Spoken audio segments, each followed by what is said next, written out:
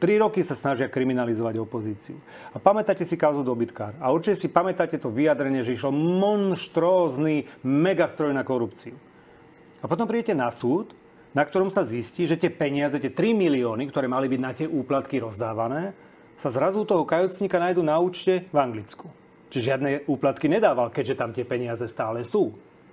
A vtedy vlastne všetci pozerajú a špecializovaný trestný súd začína chápať, že je zavádzaný, že dostáva deformované informácie, pretože on vychádza z nejakej prezumpcii dôvery smerom k OČTK. A teraz je sám konfrontovaný s tou situáciou, že keď si pozriete dôkazy, že je zavádzaný. A teraz to isté platí v prípade, aj tomu pána Davida Lindnera alebo môjom, kde existuje len jeden človek, ktorý svedčí a ktorému sme preukázali, že nehovorí pravdu. A v mojom prípade napríklad Najvyšší súd v prípade pána Paru konštatoval, že to trestné stíhanie nebolo dôvodné v prípade tej zločineckej skupiny alebo v prípade trestného činu pána Paru. A tiež nekonala pani prezidentka. A vždycky sa odvolávajú, že chcú počuť súdy. Čiže keď na vašu odpoveď, že nepočkáme na rozhodnutie súdu, no mali 3 roky, aby preukázali aj inú vec, ako priznanie kajúcnikov, s ktorými urobia dohodu, a to vydávajú, že to je ich úspešný rozsudok. Kedy si bol taký vtip v sociku, že verejná bezpečnosť, teda polícia, nájde trestný čin a hľada páchateľa. EŠTB má páchateľa a hľada trestný čin.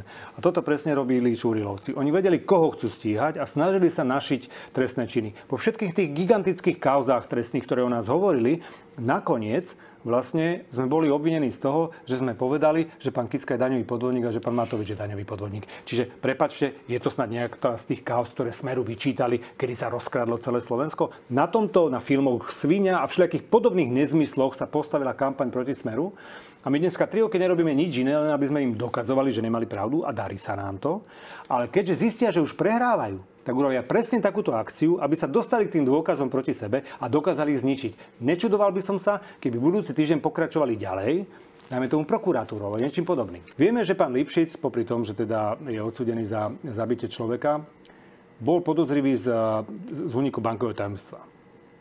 Máte pocit, a to sa stalo, keď ja som bol minister, že ho vyšetrovali. Máte pocit, že keď bol z toho obvinený, že ho kuklači prišli vyvliec pred jeho deťmi z jeho bytu o 4 ráno, alebo dostal list, že teda nech sa dostaví na políciu, aby vypovedal v tejto veci? To je kultúra. Pán Grendel, podpredseda Národnej rady, bol tiež obvinený, dokonca tuším, že bol aj obžalovaný v tejto veci. Máte pocit, že sme z toho robili divadlo a vrtuľníkom sme ho išli vyberať z jeho domu? Nie. Pretože keď je niekto podozrivý, ja nezasahujem do toho, čo robí polícia. Poviem úprimne, ja som zásadne proti kriminalizácii politickej scény.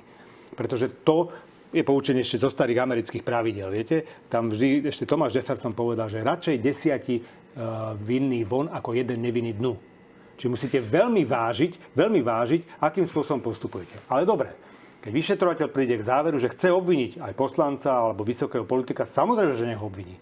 Ale je otázka, že či prostriedky, ktoré schvaľuje prezident policajného zboru, a to je tá vec, ktorej sa Hamran snaží vykrútiť, lebo to neurčuje vyšetrovateľ. Vyšetrovateľ povie, aké sú rizika.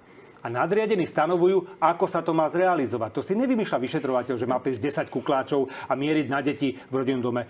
To Hamran klame, pretože presne si došiel Tibora Gašpara vybrať ráno o 4:00 Lynx komandom. Ale niekedy je taktika ich vyberať naraz tých ľudí, aby nemohli medzi sebou komunikovať. Lynx komando historicky nikdy nezasahovalo u civilných osôb. Len u teroristov, ale u hrubokrkého organizovaného zločinu, kde boli podozrenia z vražd. Ale ja o klasickej NAKE hovorím, ale poďme sa posunúť troška. Ale Tibora bolo vybrať Lynx komando. A to je základný problém. Chápete? To je zneužitie polície, na ktorom sa priamo podieľal pán Hamran. Viete, čo je najväčšia sranda? O tom vypovedá pán Čurila. O tom osobne vypovedá pán Čurila, že si došiel Hamran vypýtať to, aby Lynx komando išlo po Tibora Gašpara. V tom je zvrátenosť toho celého. Kedy pochopíme, že nás klamú? A kde vypovedá Čurila o tom? No vo svojom spise, že v tom, o ktorý teraz bojujú, samozrejme.